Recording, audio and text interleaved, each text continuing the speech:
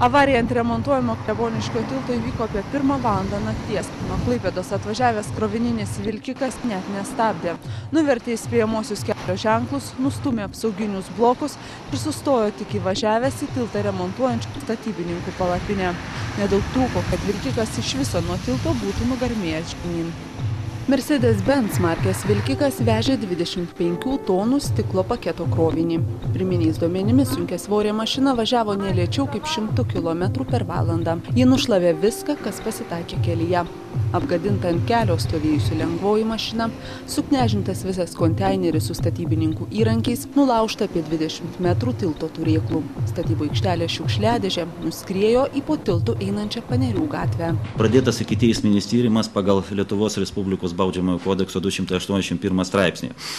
Šiuo metu sprendžiamas klausimas dėl žalos dydžio, dėl vairuotojo blaivumo bei dėl atitinkamų baudžiamojo proceso sankcijų vairuotojui. Kaip įtariama, vilkiką vairavo 37 metų estas.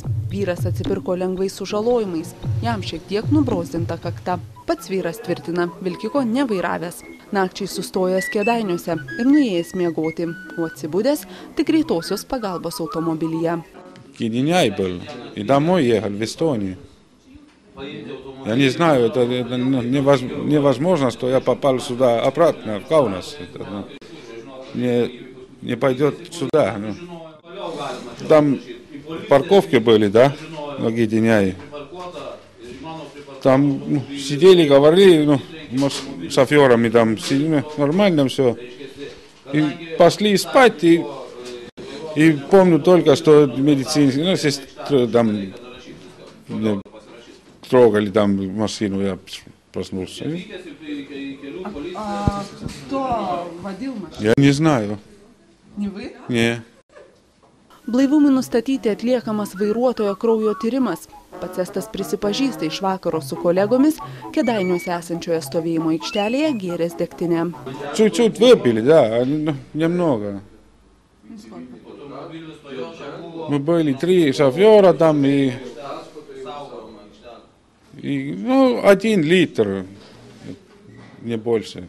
Мы купили там в заправке 1 литр, и у него был, одного шофера был этот юбилей, день рождения. Tyrimo metu paaiškės bus sudėti taškai.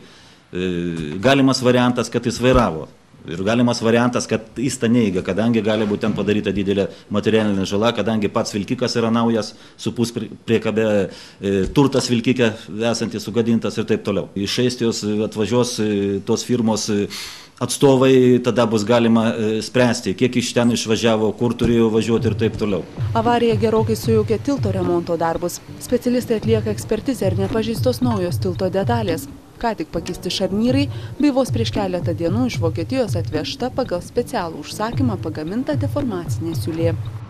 Šarnyrai išorės apžiūrėjus neapgadinti, įtrūkimų nesimato, bet vis tiek mes ultragarsinį tyrimą vis tiek norėsim pasidaryti, o deformacinė siūlė matosi, pažeidimų yra pažeista.